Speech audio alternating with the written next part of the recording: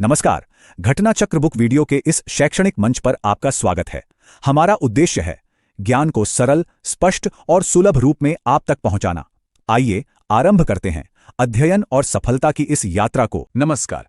अच्छा, कभी सोचा है कि करोड़ों लोगों वाले एक बिल्कुल नए देश के लिए नियम कानून कैसे लिखे जाते हैं? आज हम भारत के संविधान के बनने की उसी शानदार कहानी में उतरेंगे। तो सवाल यही है, और ये काम कोई छोटा मोटा नहीं था। भारत के लिए तो ये सफर कई दशकों तक चला था। तो इसकी कहानी की शुरुआत आज़ादी के दिन से नहीं होती, बल्कि बहुत पहले ब्रिटिश राज के दौरान ही हो गई थी, जब स्वशासन यानी अपने राज की तरफ छोटे छोटे कदम उठाए जा रहे थे। देखिए, ये सफर एक सदी से भी लंबा था। 1813 में चार्टर एक्ट आया, जिसने कंपनी का एकाधिकार थोड़ा कम किया। फिर 1919 का एक्ट, जिसने प्रांतों में एक दोहरी शासन व्यवस्था शुरू की। और फिर 1935 का वो एक्ट, जिसने राज्यों को थोड़ी आज़ादी दी और भविष्य की नींव रखी। हर एक कदम भले ही छोटा था, पर बहुत जरूरी था। अच्छा, इसी 1919 के एक्ट में एक बहुत दिलचस्प चीज थी, द्वैत शासन। अब ये था क्या? ये एक तरह का डबल गेम था। मतलब साझा राज, जहां कुछ मामले भारतीय मंत्रियों के पास थे तो कुछ सीधे अंग्रेज गवर्नर के हाथ में। ये एक बड़ा एक्सपेरिमेंट था, जिसने भविष्य के लिए कई सबक दिए।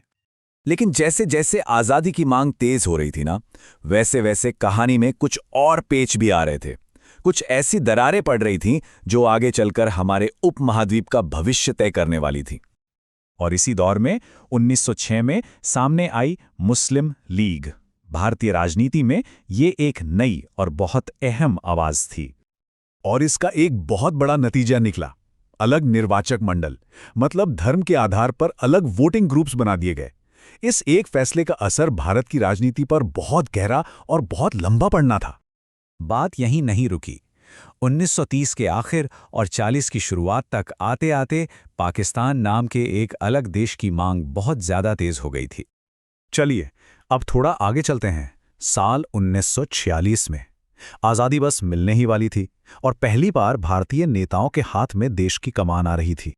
ये सच में एक बहुत बड़ा मोड़ था। सोचिए, एक तरफ तो ये अंतरिम सरकार देश चला रही थी और दूसरी तरफ यही संविधान सभा एक नए आज़ाद भारत के लिए कानून की किताब तैयार कर रही थी। और यहीं पर डॉक्टर राजेंद्र प्रसाद जैसे बड़े नेताओं को सरकार चलाने का वो ज़रूरी तजुर्बा मिला, जो आगे चलकर संविधान बनाने में बहुत काम आया। तो अब असली और सबसे बड़े काम की बारी थी, एक आज़ाद भारत के लिए उसकी अपनी नियम पुस्तिका बनाने का काम। वैसे तो इसमें बहुत लोगों का हाथ था, लेकिन एक संविधान सभा बनाने का जो पहला आइडिया था, वो राजनीतिक विचारक एम.एन. रॉय की तरफ से आया था।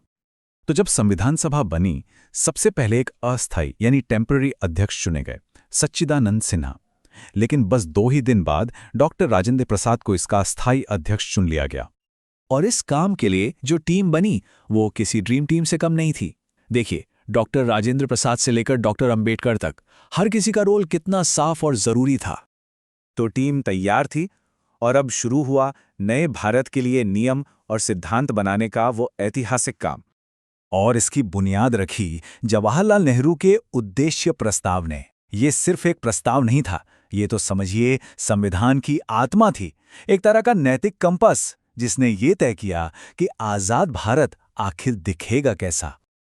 एक और दिलचस्प बात यह है कि संविधान पूरा होने से भी पहले 22 जुलाई 1947 को हमारे राष्ट्रीय ध्वज तिरंगे को अपना लिया गया था।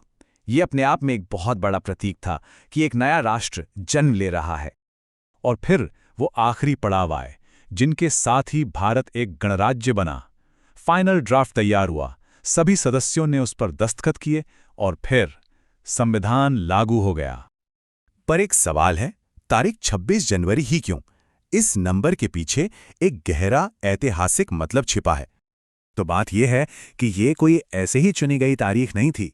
इस दिन को चुना गया था 1930 की एक बहुत बड़ी घटना को सम्मान देने के लिए, जब कांग्रेस ने पूर्ण स्वराज यानी पूरी आज़ादी का नारा दिया था।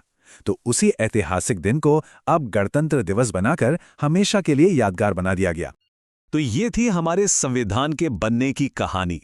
एक ऐसी नियम पुस्तिका जो एक लंबे संघर्ष के बाद बनी, जो एक नए देश को रास्ता दिखाने के लिए थी, और एक ऐसा वादा जिसके मायने आज भी हम समझ रहे हैं और जी रहे हैं।